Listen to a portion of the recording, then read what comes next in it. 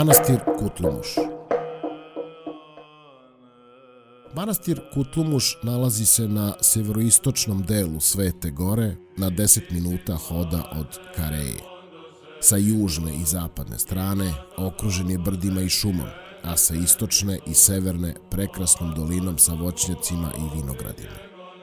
U staro doba je na mestu današnjeg manastira stajala nevelika porodica u ime Preobraženja Gospodnjeg, a postojeći manastir osnovao je u 12. veku grčki imperator Aleksej Komnin. Manastir Kutlumuš bivao je razaran od varvara, obnavljali su ga vlaški vladari kao i vojvode, ali mnogo je stradao u 19. veku za vreme grčkog ustanka, kao i druge svetogorske porodice, a kasnije je veliku štetu manastiru naneo i požar. Manastir ima oblik pravilnog četvorougaonika, na čijoj sredini se nalazi petougaoni saborni hram Preobraženja Gospodnjeg. Prekrasno je ukrašen sa pozlaćenim ikonostasom u duborezu, a pod je u čitavom hramu prekriven mermernim pločama. Hram je dovršen 1540. godine, a sačuvane su i freske iz tog vremena. Godine 1773. dozidan je u ime Akatisne Majke Božije, u kome je i smeštena ikona Bogorodice Akatisne. Oko ikone predstavljeni su svi proroci i čitav Akatist.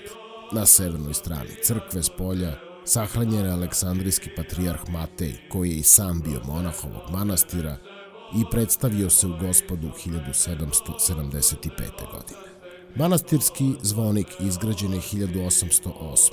U blizini hrama podignuta je fijala, što znači čaša, od belog mermera sa 10 stubova. Osim saborne crkve u manastiru postoji još 4 paraklise.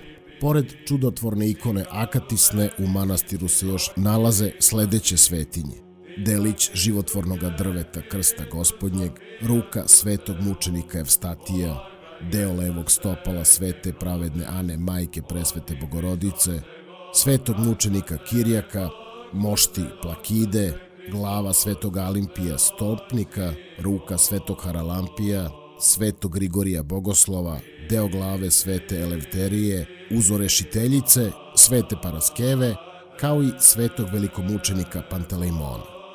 U posedu Kutlumuša nalazi se i kelija svetog velikomučenika Georgija Pobedonosca, gde se podvizavao odšelnik Kiprijan, kome su zbog ispovedanja hrišćanstva i razobličavanja muhamedanske zablude Turci u Konstantinopolju 1679. godine odrubili glavu.